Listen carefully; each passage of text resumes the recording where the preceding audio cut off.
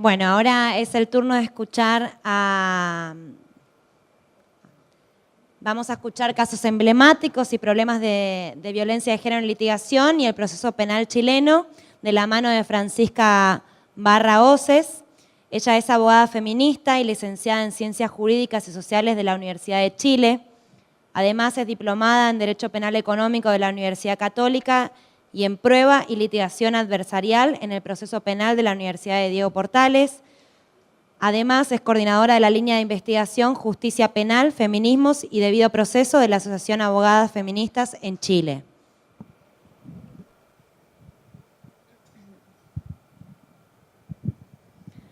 Bueno, buenos días. Como me presentaron, mi nombre es Francisca Barra y primero que todo quisiera agradecer la invitación que nos extendió.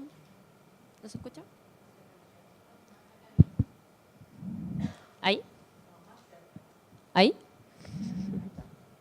Muy cerca. Bueno, primero que todo agradecer la invitación que se nos extendió a participar de este encuentro. Esperamos que sea una instancia muy provechosa, reflexión, aprendizaje e intercambio colectivo sobre feminismo y justicia criminal. Asimismo, esperamos poder estrechar lazos con académicas y organizaciones que también están participando de este encuentro. Bueno, como nos presentaron, nosotros somos ABOFEM, Asociación de Abogadas Feministas en Chile, que es una asociación que se articuló recién en mayo de este año, en un periodo que nosotros hemos denominado como Mayo Feminista. Y este Mayo Feminista se inició con una ola de tomas feministas en colegios públicos del país y también en las principales universidades de Chile. Entre estas está la Universidad Austral de Valdivia y también la Facultad de Derecho de la Universidad de Chile. Y estas tomas feministas tuvieron como fundamento las denuncias de acoso, de abuso sexual y también del imperante machismo que existe en estas instituciones educacionales y también por demandas por una educación no sexista. Estas tomas o el revuelo que causaron estas feministas, estas estudiantes, no solo fue a nivel de sus casas de estudio, sino también estas salieron a las calles. Y en Chile salieron, por ejemplo, en la capital, ellas marcharon por la Alameda con su torso desnudo y con capuchas rojas y también muchas luciendo ese emblema que está ahí, a partir del aborto, claro, la bandana. Y ellas marchaban y a partir de ese momento en Chile se instaló la discusión y se instaló una ola feminista en el que vino a intervenir en un país que Chile es muy conservador. En ese contexto fue que un grupo de abogadas nos articulamos y dijimos no nos podemos quedar impávidas ni tampoco podemos ser inmóviles a todo este cambio que se está gestando en las universidades y debemos articularnos para responder. Y nosotras, pese a nuestra corta experiencia, porque desde mayo que estamos organizadas, hemos permeado en varios espacios. Espacios, por ejemplo, como el Congreso, en el que estamos trabajando con la bancada feminista en distintos proyectos de leyes. También participamos en asesoría y capacitaciones abiertas a la comunidad. También articulamos un grupo de investigación académica con distintos ejes temáticos.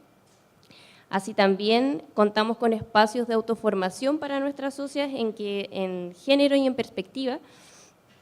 en género y en derecho con perspectiva, y también formamos una red de litigantes defensoras de los derechos de las mujeres, las niñas y la diversidad sexual.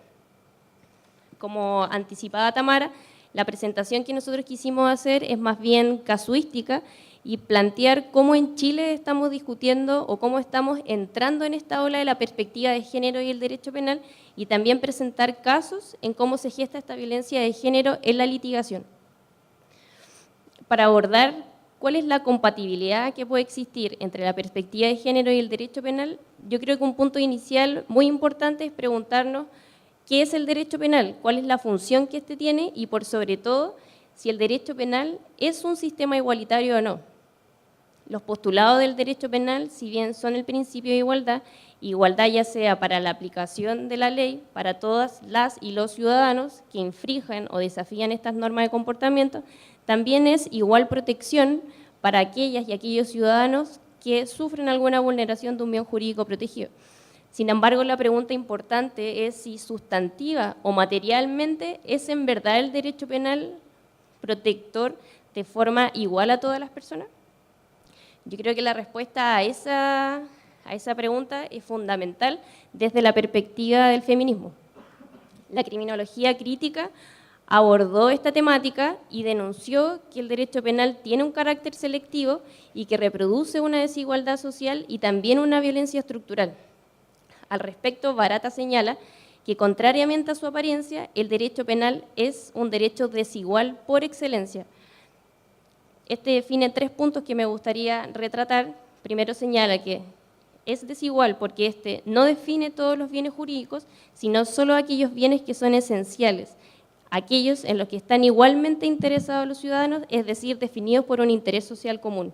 A la hora de castigar el atentado contra estos bienes esenciales, lo hace con diferente intensidad y además de modo fragmentario. Y además el estatus de criminal es distribuido de una forma desigual entre aquellos individuos, pues el derecho penal privilegia a la clase dominante y los hace inmunes al proceso de criminalización.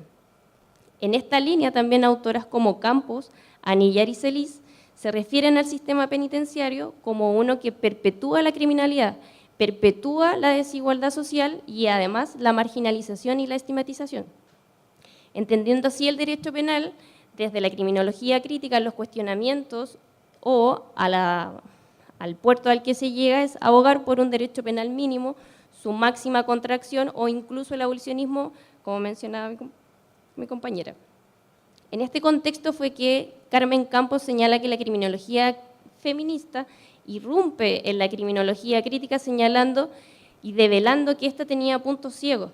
que este carácter selectivo que señalaba el derecho penal perdía de vista que también otro punto ciego era que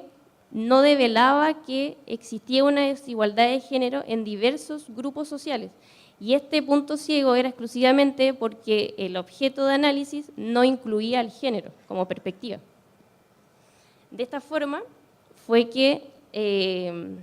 las denuncias de la criminología feminista frente a esta criminología crítica apuntaron a estos puntos ciegos diciendo: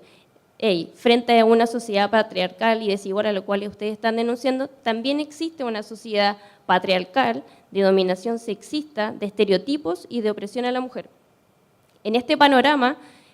es donde nosotros debemos preguntarnos si la criminología crítica no aborda o no considera la perspectiva de género y aboga por un derecho penal mínimo de abolicionismo o de máxima contracción, ¿cuál puede ser la relación que puede existir entre el feminismo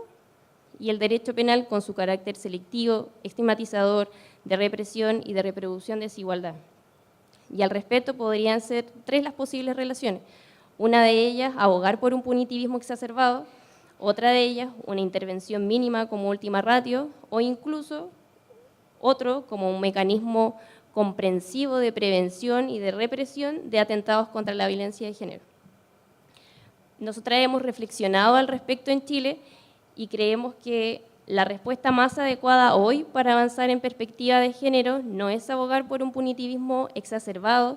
ni por punitivizar más conductas, sino más bien para avanzar no solo en lo que es perspectiva de género, ya sea en el derecho, sino también en el ámbito social, lo político y lo económico, también lo cultural. Lo que necesitamos es una respuesta integral por parte del Estado.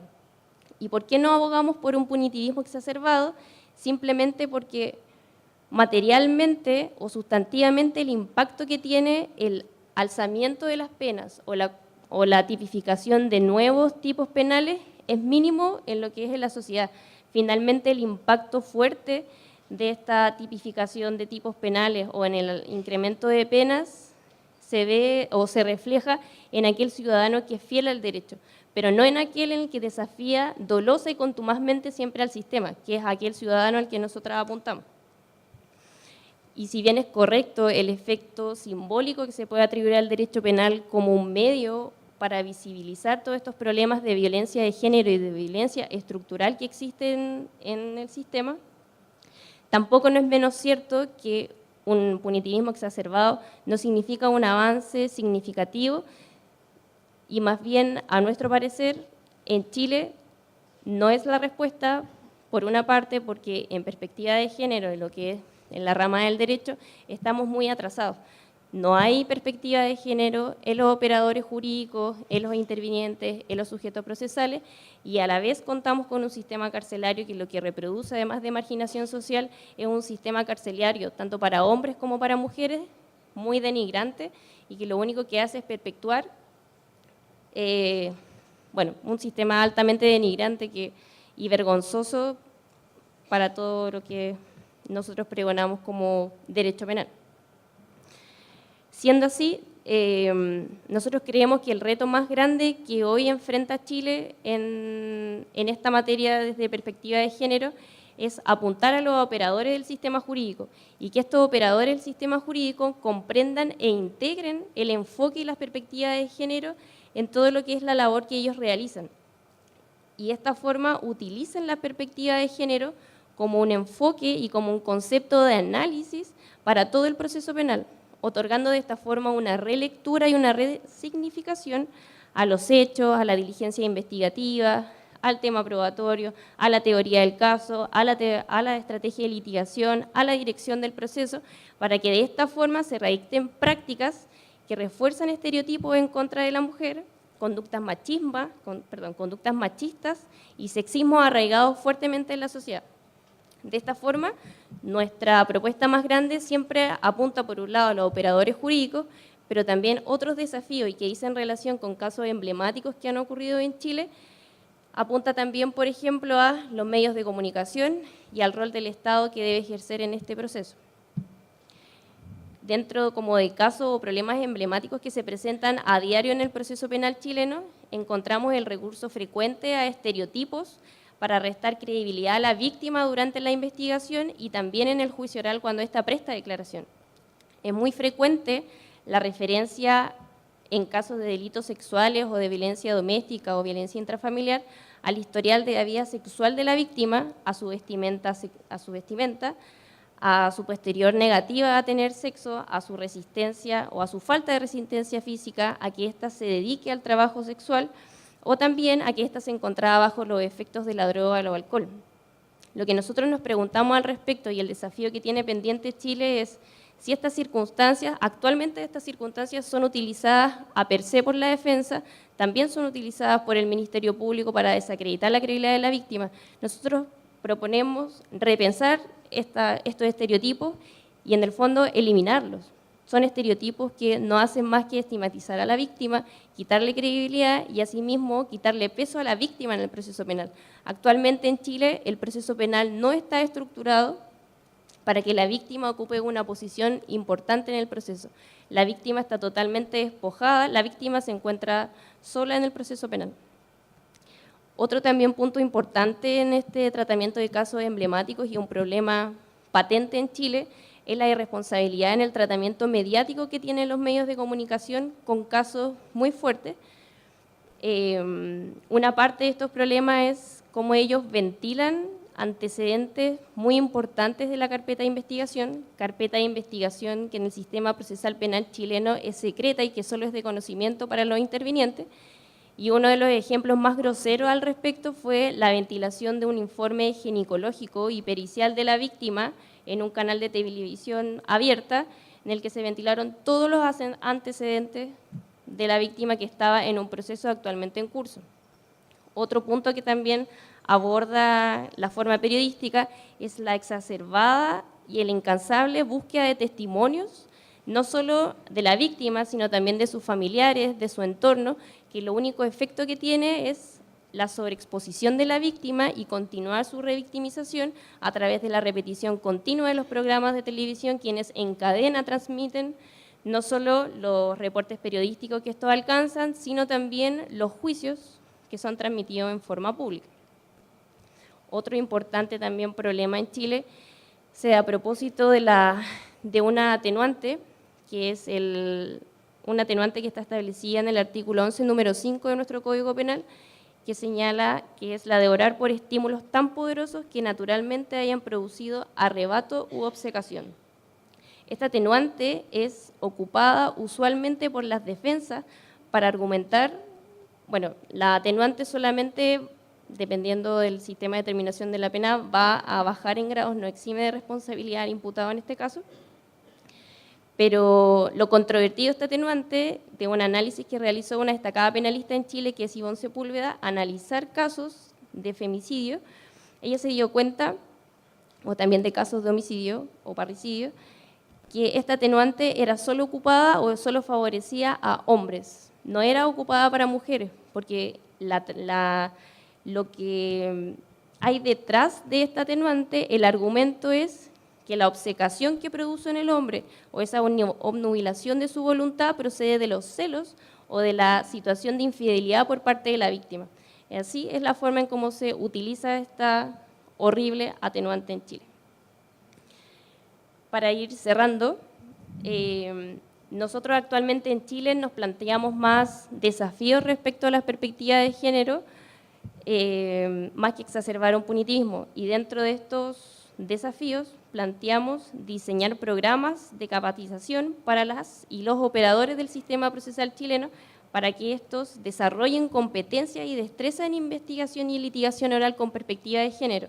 y también con un enfoque en derechos humanos. También nosotros necesitamos impulsar una cultura jurídica de litigación que no tolere comportamientos sesgados ni reproduzca sexismos, actitudes machistas, estereotipos ni prejuicios sociales o conductas discriminatorias. También queremos propender a la reflexión de los operadores jurídicos a la hora de manejar los casos, pero también una reflexión por parte de la sociedad, quienes también debemos organizarnos, también debemos articularnos para trabajar a nivel de bases en la producción de los cambios. Pero uno de los cambios más importantes y por los cuales nosotros abogamos es por parte del Estado, quien debe hacerse responsable de las demandas de la ciudadanía respecto a las perspectivas de género y cómo ésta debe permear no solo el ámbito del derecho, sino también los espacios políticos, los espacios culturales, el espacio económico, los espacios de poder, y de esta forma se desarrollan políticas públicas especiales en que se comprenda y se erradique el fenómeno de violencia de género en nuestro país, integrando el enfoque de género en todas nuestras instituciones. Y otro punto también que para nosotros es muy importante es fortalecer las garantías constitucionales de igualdad ante la ley, debido proceso y tutela judicial efectiva, no solo para el imputado, sino también para la víctima. Muchas gracias.